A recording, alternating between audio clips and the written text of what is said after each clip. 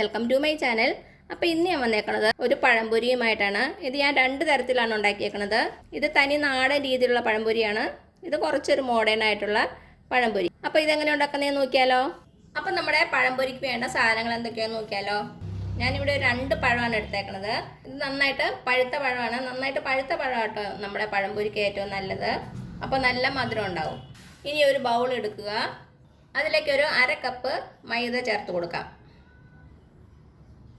ഇനി ഇതിലേക്ക് ഒരു 2 ടേബിൾ സ്പൂൺ അരിപ്പൊടി ഇട്ട് കൊടുക്കാം.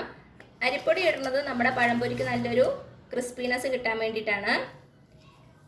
ഒരു 2 ടേബിൾ സ്പൂൺ മതിയാകും കേട്ടോ. പിന്നെ വേണ്ടത് പഞ്ചസാര. നമ്മുടെ മാവിനൊരു മധുരം കിട്ടാൻ വേണ്ടിയിട്ടാണ്. നമ്മുടെ മധുരത്തിനനുസരിച്ച് എടുത്തോണം. ഞാനിവിടെ 1 ടേബിൾ സ്പൂണാണ് ചേർക്കുന്നത്. ഇനി ഇതിലേക്ക് ഒരു 2 നുള്ളു ഉപ്പും കൂടെ ചേർത്ത് കൊടുക്കാം. ഇനി ഇതിലേക്ക് ഒരു കുറച്ച് മഞ്ഞൾപ്പൊടി ഇട്ട് കൊടുക്കാം. നമ്മുടെ മാവിനൊരു കളർ കിട്ടാൻ വേണ്ടിയിട്ടാണ്. അല്ലെങ്കിൽ വെളുത്തിരിക്കൂലേ നമ്മുടെ പഴംപൊരി. അപ്പോൾ അതിനൊരു കളർ കിട്ടാൻ വേണ്ടി കുറച്ച് മഞ്ഞൾപ്പൊടി ചേർക്കുന്നുണ്ട്. പിന്നെ ഇതിലേക്ക് കുറച്ച് എള്ള് ചേർക്കുവാണ് ഞാൻ. ഇത് ഓപ്ഷനിലാണ്. അപ്പോൾ നിങ്ങൾക്ക് ഇഷ്ടമുണ്ടെങ്കിൽ മാത്രം ചേർക്കുക, ഒരു നിർബന്ധവും ഇല്ല. ഇനി ഇതിലേക്ക് ഒരു 2 നുള്ള സോഡാപ്പൊടി ചേർത്ത് കൊടുക്കാം. സോഡാപ്പൊടി ചേർക്കുന്നത് നമ്മുടെ മാവ് നന്നായിട്ട് സ്മൂത്തായിട്ട് വരാൻ വേണ്ടിയിട്ടാണ്. ഇനി ഇതെല്ലാം കൂടി നന്നായിട്ടൊന്ന് മിക്സ് ചെയ്ത് കൊടുക്കാം. ഇനി നമ്മുടെ മാവിലേക്ക് ആവശ്യത്തിന് വെള്ളം ഒഴിച്ച് ഒരു ഇഡ്ഡലി മാവിൻ്റെ പരുവത്തിനാക്കിയെടുക്കണം. അപ്പോൾ നമുക്ക് വെള്ളം ഒഴിച്ച് കൊടുക്കാം. ഒത്തിരി അങ്ങ് ലൂസായി പോകരുത്, അതേപോലെ തന്നെ ഒത്തിരി തിക്കാവുകയും ചെയ്യരുത്. അപ്പോൾ കുറേശ്ശായിട്ട് ഒഴിച്ചു കൊടുത്താൽ മതിയേ.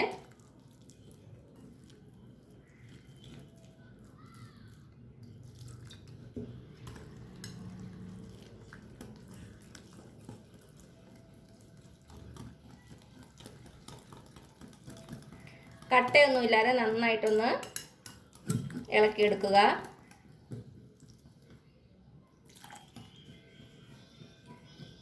ഞാൻ കുറച്ചുകൂടി മഞ്ഞൾപ്പൊടി ഇട്ട് കൊടുക്കുവാണേ. അപ്പോൾ തന്നെ നമ്മുടെ പഴംപൊരി കാണാൻ നല്ല രസം ഉണ്ടാവുള്ളൂ. അപ്പം നമ്മുടെ മാവ് റെഡി ആയിട്ടുണ്ട്. കട്ടകളൊന്നുമില്ലാതെ നന്നായിട്ട് സ്മൂത്തായിട്ട് വന്നിട്ടുണ്ട്.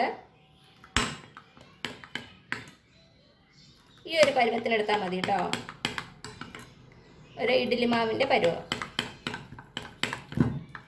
മധുരമൊക്കെ ഒന്ന് ചെക്ക് ചെയ്ത് നോക്കുക. കുറവാണെങ്കിൽ ഇട്ട് കൊടുക്കുക. എനിക്കിത് മതി. അപ്പം നിങ്ങൾക്ക് കൂടുതൽ മധുരം വേണമെങ്കിൽ കുറച്ചുകൂടി പഞ്ചസാര ചേർത്ത് കൊടുത്താൽ മതിയേ. അപ്പം നമ്മുടെ മാവ് ഇവിടെ ഇരിക്കട്ടെ. നമ്മുടെ പഴത്തിൻ്റെ തൊലി പൊളിച്ച് കളയാം. ഈ 2 സൈഡും നമുക്ക് ആവശ്യമില്ല.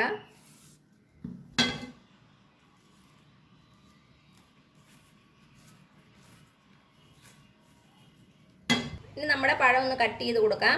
അപ്പം നിങ്ങളുടെ ഇഷ്ടത്തിനനുസരിച്ച് കട്ട് ചെയ്തോളൂ കേട്ടോ. ചിലർക്ക് ഇങ്ങനെ നീളത്തിലുള്ള പഴംപൊരിയാണ് ഇഷ്ടം, കുറച്ച് വലുത്.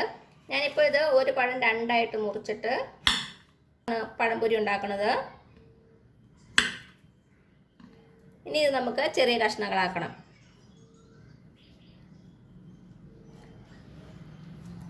പഴത്തിൻ്റെ വലിപ്പത്തിനനുസരിച്ച് നമുക്ക് ഓരോരോ പീസാക്കി എടുക്കാം. ഈ പഴം ഒരു 4 കഷ്ണമായിട്ട് നമുക്ക് എടുക്കാം. ഇത് കുറച്ച് വലുതാണ്. അപ്പം ചെറിയ പഴമൊക്കെ ആണെങ്കിൽ 2-3 കഷ്ണങ്ങളാക്കിയാൽ മതിയേ. ഒത്തിരി കനത്തിലെടുക്കരുത്. ഇതേപോലെ തന്നെ നമുക്ക് എല്ലാ പഴവും മുറിച്ചെടുക്കാം. ഇപ്പം നമ്മുടെ പഴം എല്ലാം മുറിച്ച് മാറ്റി വെച്ചിട്ടുണ്ട്. ഇത് ഞാൻ 2 രീതിയിലാണ് തയ്യാറാക്കുന്നത്. ഒന്ന്, ഇനി ഈ പഴം ഈ ബാറ്ററി മുക്കിയിട്ട് നമ്മൾ സാധാരണ ഡീപ് ഫ്രൈ ചെയ്തെടുക്കുക. ഇത് നമുക്കിനി കൂടുതൽ ഹെൽത്തി ആകാൻ വേണ്ടി ഞാനിവിടെ കുറച്ച് ഓട്സ് എടുത്തിട്ടുണ്ട്. ഇതിലൊന്ന് റോൾ ചെയ്തിട്ട് ഫ്രൈ ചെയ്തെടുക്കും. അപ്പോൾ നമ്മുടെ പഴംപൊരി നല്ല ഹെൽത്തി ആകും, അതേപോലെ തന്നെ ക്രിസ്പി ആയിട്ടും ഇരിക്കും. നല്ല ക്രഞ്ചി ആയിട്ടുള്ള പഴംപൊരി നമുക്ക് കിട്ടും. ഫസ്റ്റ് നമ്മുടെ പഴം ഈ ബാറ്ററിൽ മുക്കുക. അതിനുശേഷം ഓട്സിൽ റോൾ ചെയ്തെടുത്താൽ മതി. ഇനി ആദ്യം നമുക്ക് നമ്മുടെ നാടൻ രീതിയിലുള്ള പഴംപൊരി ഉണ്ടാക്കാം. അതിനുശേഷം ഓട്സിൽ പൊതിഞ്ഞ് പഴംപൊരി ഉണ്ടാക്കാം. അപ്പോൾ ഞാനിവിടെ ഒരു പാത്രം വെച്ചിട്ടുണ്ട്. നമുക്കിതിലേക്ക് ഓയിൽ ഒഴിച്ചു കൊടുക്കാം. ഞാനിവിടെ സൺഫ്ലവർ ഓയിലാണ് യൂസ് ചെയ്യണത്. നാടൻ രുചി കിട്ടണമെങ്കിൽ വെളിച്ചെണ്ണ തന്നെയാണ് നല്ലത്. ഇനി ഇത് നന്നായിട്ടൊന്ന് ചൂടായിട്ട് വരട്ടെ കേട്ടോ. ആദ്യം നമുക്ക് നമ്മുടെ നാടൻ രീതിയിലുള്ള പഴംപൊരി ഉണ്ടാക്കാം. അതിന് നമ്മൾ ഓരോ പഴവും നമ്മുടെ മൈദ മിക്സിൽ മുക്കി ഇതിലിട്ട് നന്നായിട്ട് വറുത്തെടുക്കുക. ഇപ്പോൾ നമ്മുടെ എണ്ണ നന്നായിട്ട് ചൂടായിട്ടുണ്ട്. ഓരോരോ പഴം എടുക്കുക, അത് നമ്മുടെ ബാറ്ററിൽ മുക്കുക, എന്നിട്ട് എണ്ണയിലേക്കിട്ട് വറുത്തെടുക്കാം.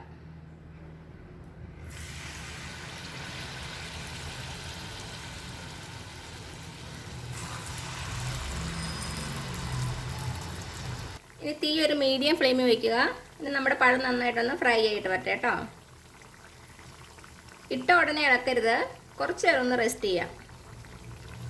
ഇനി നമ്മുടെ പഴംപൊരി ഒന്ന് മറിച്ചിട്ട് കൊടുക്കാം.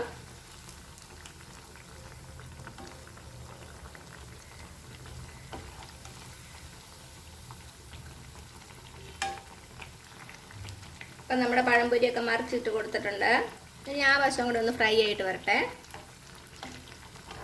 ഇടയ്ക്കിടയ്ക്ക് അങ്ങോട്ടും ഇങ്ങോട്ടും ഒന്ന് തിരിച്ചിട്ട് കൊടുക്കുക. അപ്പോൾ എല്ലാ വശവും നന്നായിട്ട് ഫ്രൈ ആയിട്ട് വരും. അപ്പം നമ്മുടെ പഴംപൊരി നന്നായിട്ട് ഫ്രൈ ആയിട്ട് വന്നിട്ടുണ്ട്. ഇനി നമുക്ക് എണ്ണയിൽ നിന്ന് മാറ്റാം.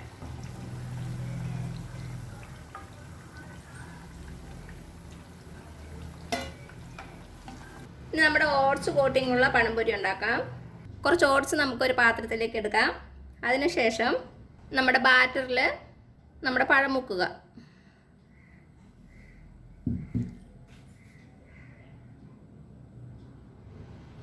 എന്നിട്ട് നമ്മുടെ ഓട്സിലേക്ക് ഇട്ട് കൊടുക്കാം. ഓരോരോ പഴവും അതുപോലെ തന്നെ ചെയ്ത് കൊടുക്കുക. ഇനി ഇതിൻ്റെ മുകളിൽ നമുക്ക് കുറച്ച് ഓട്സ് വിതറി കൊടുക്കാം.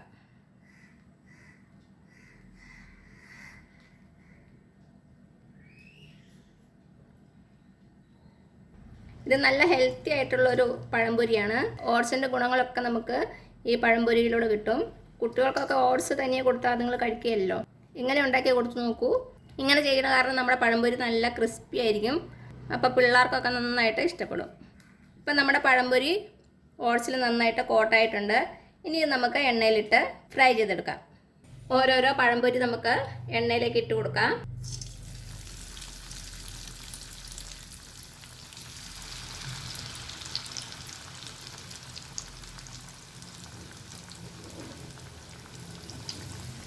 ഇനി ഇത് നന്നായിട്ടൊന്ന് ഫ്രൈ ചെയ്തെടുക്കാം. മീഡിയം ഫ്ലെയിമിൽ വെച്ചാൽ മതി കേട്ടോ. 1 മിനിറ്റ് ഇങ്ങനെ വെച്ചിരിക്കാം. അത് കഴിഞ്ഞ് നമുക്ക് മറിച്ചിട്ട് കൊടുക്കാം. ഇപ്പോൾ 1 മിനിറ്റ് ആയിട്ടുണ്ട്. നമുക്ക് തിരിച്ചിട്ട് കൊടുക്കാം.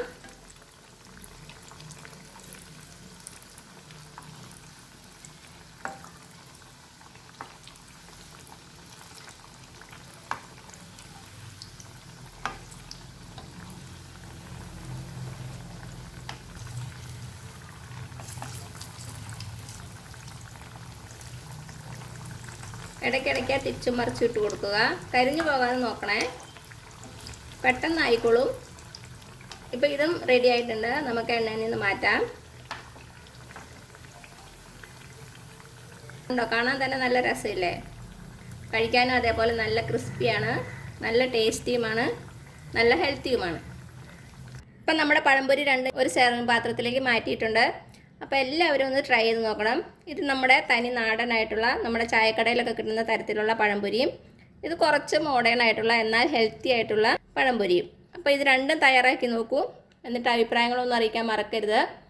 അപ്പോൾ ഈ വീഡിയോ ഇഷ്ടമാണെങ്കിൽ സബ്സ്ക്രൈബ് ചെയ്യാൻ മറക്കരുത്. അതേപോലെ തന്നെ ലൈക്ക് ചെയ്യാനും ഷെയർ ചെയ്യാനും.